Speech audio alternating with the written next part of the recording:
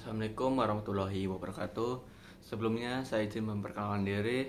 Nama saya Muhammad Dimas Aditya Faturrahman dengan NPM 224111008 dari kelas Manajemen 22A. Selanjutnya, pengertian. Kepailitan adalah kondisi di mana suatu entitas dalam kurung baik itu perusahaan atau individu tidak mampu membayar utang-utangnya dan mengajukan diri ke pengadilan untuk mendapatkan perlindungan hukum dari kreditur dalam kurung pihak yang memiliki klaim atas utang tersebut. Kepailitan dapat terjadi ketika entitas tersebut tidak mampu memenuhi kewajibannya dalam membayar utang yang jatuh tempo. Sementara itu, penundaan kewajiban pembayaran utang moratorium adalah suatu situasi di mana entitas mengajukan permohonan kepada kreditur atau pengadilan untuk menunda atau menangguhkan sementara pembayaran utang-utangnya. Ini memberikan waktu tambahan kepada entitas untuk merestrukturisasi utang atau mengatasi masalah keuangan tanpa harus langsung mengajukan kepailitan. Selanjutnya, jenis kepailitan. Kepailitan likuidasi dalam kurung liquidation bankruptcy sama dengan kepailitan likuidasi terjadi ketika perusahaan dianggap tidak dapat direstrukturisasi atau diteruskan operasinya. Aset perusahaan dijual dan hasil penjualan digunakan untuk membayar kreditur dalam urutan prioritas tertentu. Setelah likuidasi, perusahaan biasanya dihentikan operasinya. Kepailitan restrukturisasi dan kurung reorganisation bankruptcy juga dikenal sebagai Chapter 11 di Amerika Serikat. Perusahaan tetap beroperasi, tetapi harus mengajukan rencana restrukturisasi utang kepada pengadilan. Rencana ini mencakup pembayaran utang yang direstrukturisasi dan upaya untuk memulihkan keberlanjutan bisnis.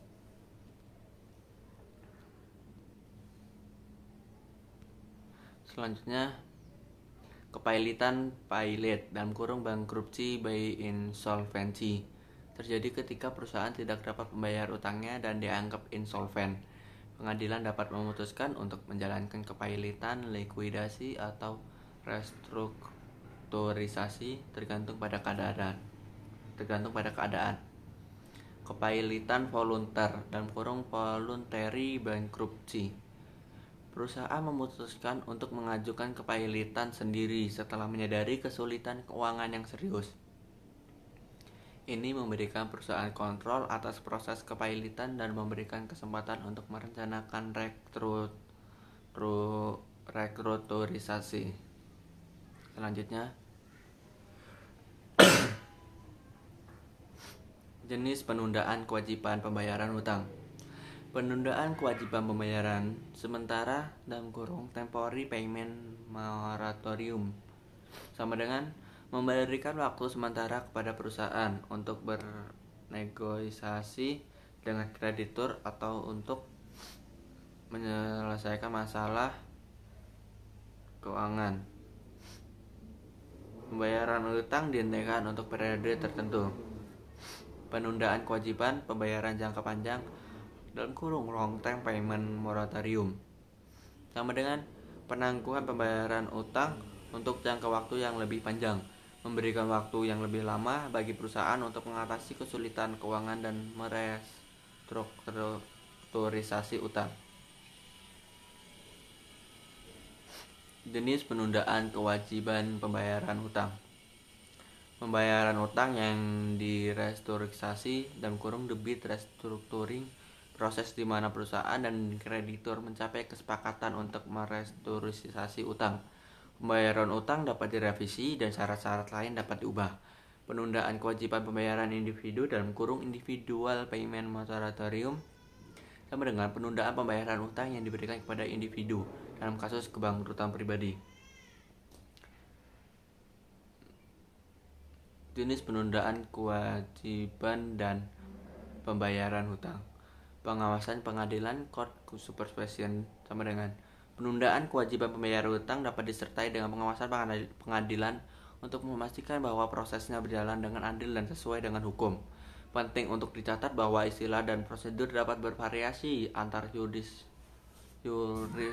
yurisdiksi, terutama dalam konteks hukum kepailitan.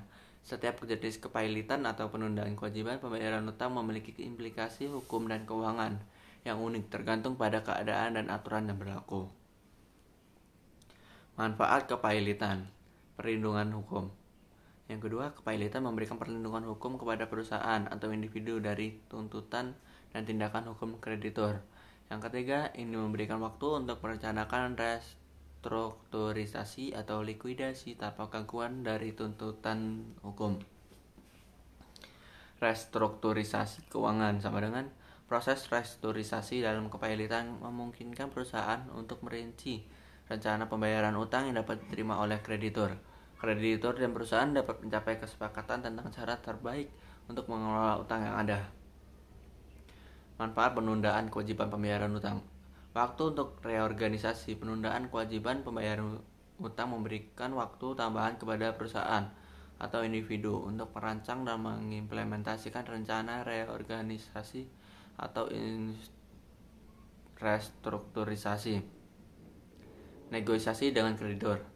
Menyediakan kesempatan bagi perusahaan atau individu untuk bernegosiasi dengan kreditur untuk mencapai kesepakatan yang dapat diterima oleh semua pihak.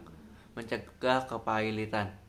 Yang pertama, penundaan kewajiban pembayaran utang dapat mencegah kepailitan. Yang kedua, segera dan memberikan kesempatan bagi perusahaan atau individu untuk mengatasi masalah keuangan mereka.